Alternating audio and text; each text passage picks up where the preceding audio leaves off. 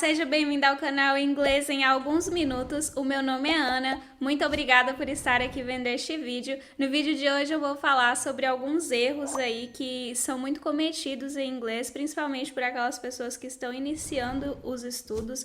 Às vezes até aquelas pessoas que já têm um tempinho também com inglês cometem alguns desses erros. São erros bobos, erros simples, mas que a gente observa com muita frequência e que você pode corrigir eles, tá bom? Então eu espero que este vídeo te ajude de alguma forma, tá? Vamos lá. O primeiro erro, que é muito comum, é a gente utilizar o have, o verbo have, para falar de idade em inglês. Por quê? Porque no português a gente fala, né, eu tenho tantos anos de idade, a gente vai dizer nossa idade, a gente fala eu tenho. Só que em inglês, você não tem sua idade, é como se você fosse a sua idade, como se você fosse tantos anos velho. Tanto que quando você pega a pergunta how old are you e traduz, né, literalmente você tem quão velho você é. Obviamente a gente acaba traduzindo para quantos anos você tem, porque é como a gente usa no português. Mas então, para você falar a sua idade, você não vai falar I have years old. Você vai utilizar o verbo be. Então, I am 25 years old. My example, I am 25 years old.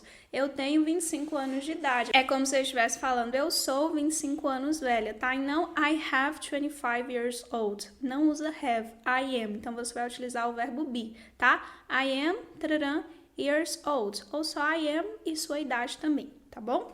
Very good. E ainda no verbo have, muita gente também confunde, né, quando a gente vai falar de ter, porque no português a gente usa o verbo ter no sentido de duas coisas, né? A gente usa para posse, eu tenho isso, eu tenho aquilo, e também quando a gente quer falar, por exemplo, que tem um lugar, tem uma padaria ali na esquina, tem uma igreja na rua de baixo. Esse mesmo tem aí no sentido de existir, não vai ser have em inglês, vai ser there is, né? Existe, ou there are, existem no plural. Então, se você quer falar, por exemplo, assim, que existe uma escola, você não vai falar have a school, você vai falar there is a school, tá bom? E se for no plural, there are, o que você quiser, tá? Então, cuidado para você não confundir, porque o have vai ser ter, mas no sentido de posse, tá? Eu tenho um cachorro, I have a dog. Quando for ter no sentido de existir, tem uma casa ali, tem uma escola ali, tem uma igreja, tem isso, tem aquilo. Aí vai ser there is, no singular existe, there are, no plural existem, ok? Very good. Saindo agora do verbo have, vamos falar do uso dos auxiliares, por exemplo, o does e o did.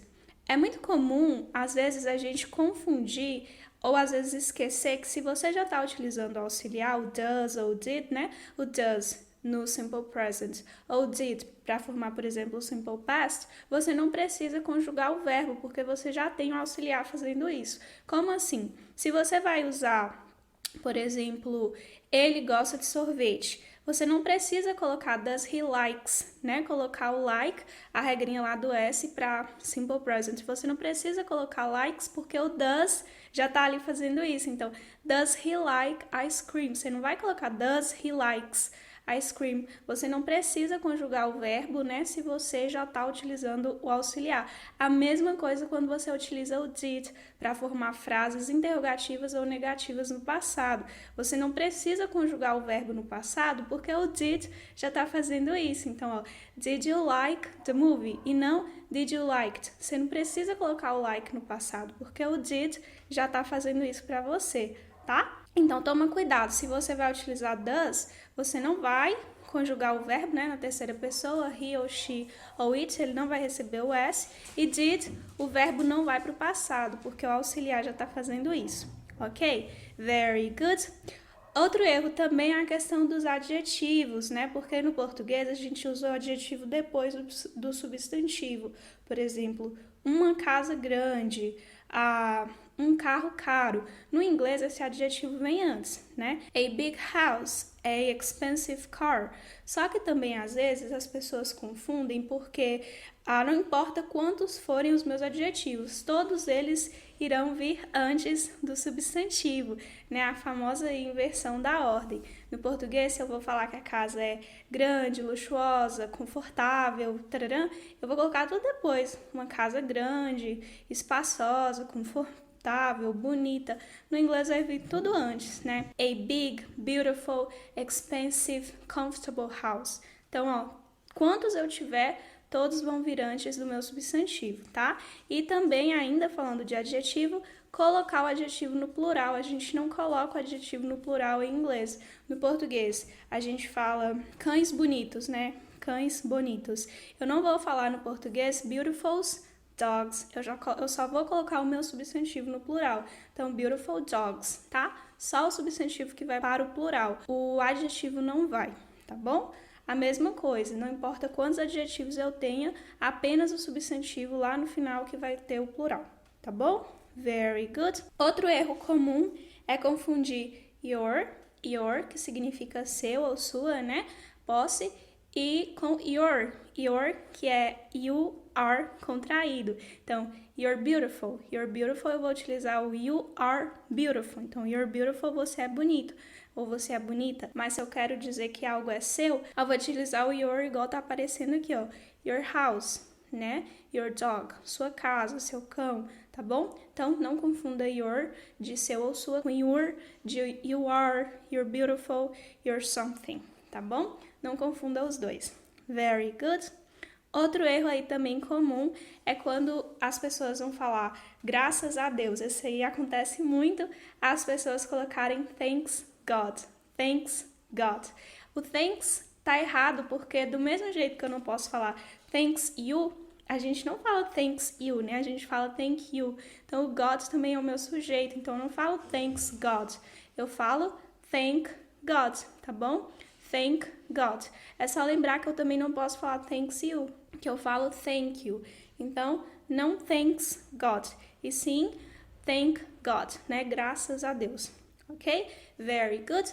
E outra coisa também que eu vi muita gente falando sobre isso, quando você, por exemplo, está conversando com alguém, com um nativo, alguma coisa do tipo, e aí você está se sentindo um pouquinho inseguro, e aí você vai falar assim, sorry about my English, sorry about my English. Essa frase não tem nenhum erro, né? Eu vejo algumas pessoas aí demonizando essa frase, não tem nenhum erro. A questão de você falar sorry about my English, desculpe sobre o meu inglês, o problema é você estar se desculpando pelo seu inglês. Você não precisa se desculpar pelo seu inglês, por vários motivos. O primeiro dele é porque todo mundo que aprendeu um segundo idioma, ninguém aprendeu o segundo idioma, começou hoje, amanhã já era perfeito.